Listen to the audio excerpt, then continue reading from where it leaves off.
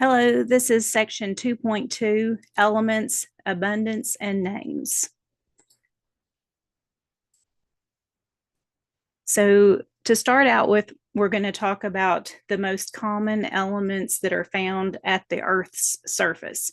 That includes the Earth's crust, all the oceans, and the atmosphere. So if you see this pink bracket right here, just from here to there, that much. So the top two elements that we see in this region is oxygen at almost 50% and silicon at 26.1%. And then you've most likely heard of all these other elements, but they're all in much less quantity. Oxygen and silicon. Oxygen is, of course, in the atmosphere as O2 gas. It's a element that's in the compound water that's found on the earth very plentifully, and also a little bit in the atmosphere. And when it's coupled with number two silicon as silicon dioxide, it is the substance that makes up rocks, sand, and soil. So a very huge part of the earth. So if we were talking about the whole entire earth, the whole inner earth and everything, then iron, its abbreviation is Fe, is the most abundant element for the entire earth. And then after that would still be oxygen, silicon, magnesium, then nickel, sulfur, and calcium.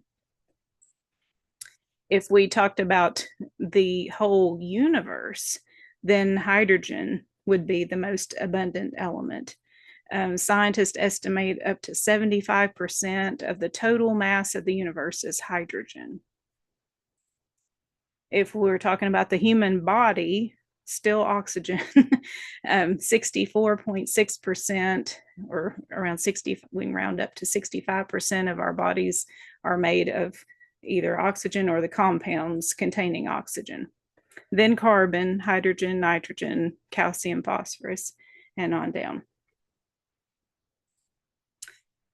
This chart is from your book, Table 2.3, and it has a list of all the elements that are known on the periodic chart in your book. Now, there were a few places toward the end, starting with number 110, I believe, that didn't have names, but they've since been named. So we'll talk about them in a minute. Through 109, this is all the chemicals, all the elements rather. The ones in bold are the ones that are more common, so that it's a good idea to maybe you wouldn't necessarily have to for this class, but if you ever take a future chemistry class, you'll probably need to memorize them. Now, some of the element symbols, you might realize or notice that they're not the same letters as what the name of the element is, and that might seem kind of weird. But some of the words come from other languages, such as Latin or German or Greek, or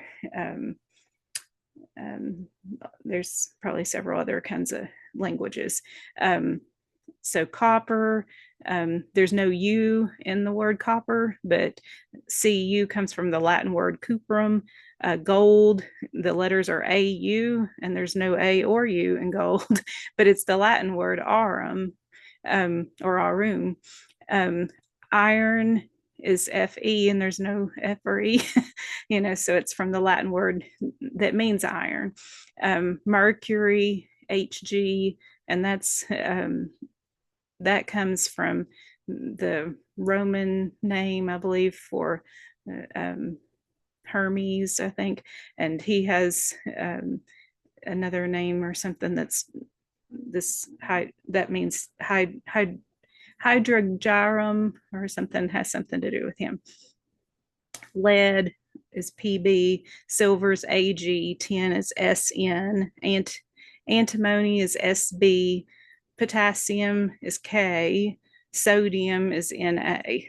Now, that natrium has been a common word for salt for a long time. And if you've studied about the Egyptians, the way they embalmed the mummies and things, there was salt that was around the Nile River, and they would use that and dry the mummify their corpses. And that word has been around for a long time.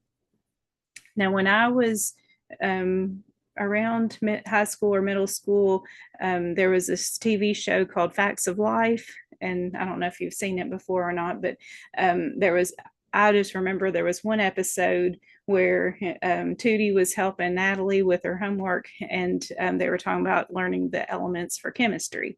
And her way of remembering the one for gold was to think about this guy that's a mugger and he's stealing somebody's gold watch and say, "Hey, you, give me back my watch."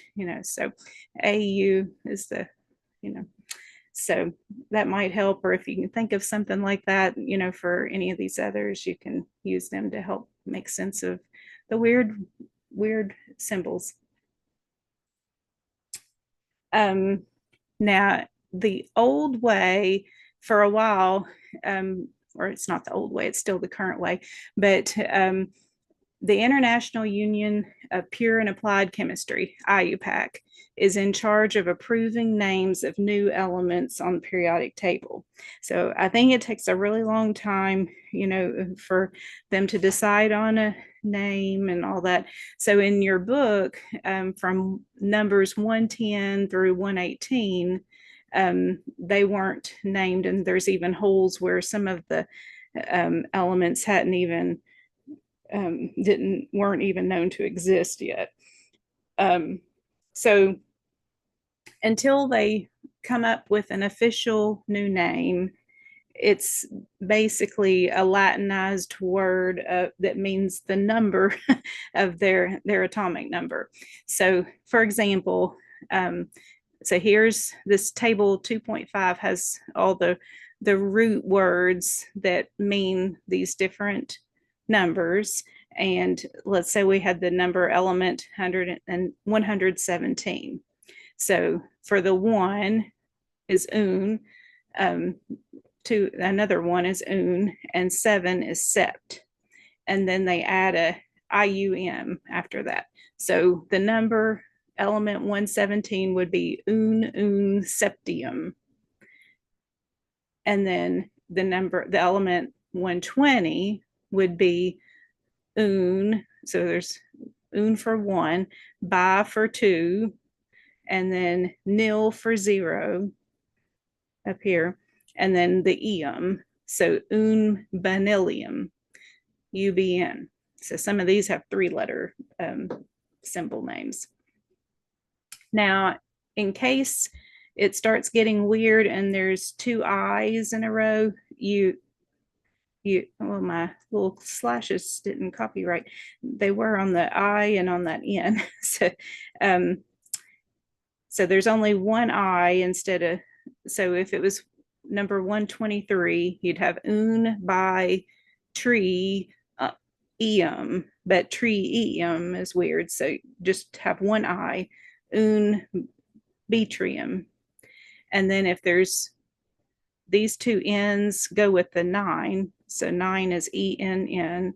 Instead of having 3 N's in a row, which is kind of weird, delete the last N off of the ENN and keep the NIL. So unanilium. So just don't put 3 N's in a row. All right. Now, since 2003, there have been 9 new elements added and named. So, or some of them were there, but they didn't know their name. They hadn't decided on their names. So in 2003, the IUPAC voted and consulted everybody. And I think there's a 6-month veto process, if people are, if they hate the name and wanted to change it. So, but these have all passed. So here are the new names. Now, number 113, Nihonium, is named for Japan. This element, the Japanese have done a lot of, did a lot in contributing to this element being identified or created. And Nihon is the Japanese word for Japan. So it's kind of a tribute to them. Now, number 112, Copernicum, is named for Copernicus. And in 2010, they officially named that element on his birthday. It was on February 19th of 2010 was his 537th birthday, it would have been. So, and then number 117 looks a little familiar, Tennessine. So that is named after the state of Tennessee.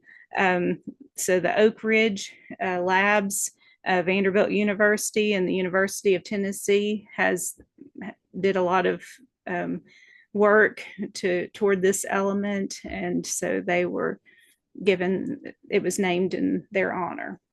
So those last two were named as recently as 2016.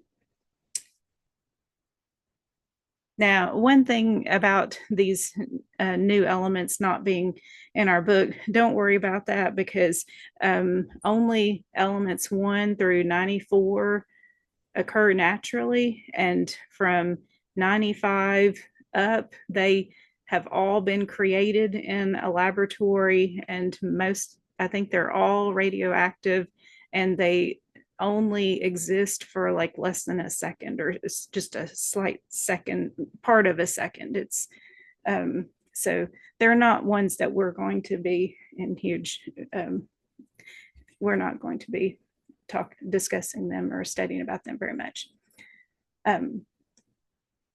So as in your lifetime, they may keep on adding more and more. So that's the end of that section. There's a worksheet I'm going to give you to practice, just to look at it's naming finding the symbols of some elements, and then looking at the symbols and figuring out what the whole name of the element is. So just to practice and get familiar with finding them on the chart and kind of getting them floating around in your mind. So that's all for this lesson. Thank you.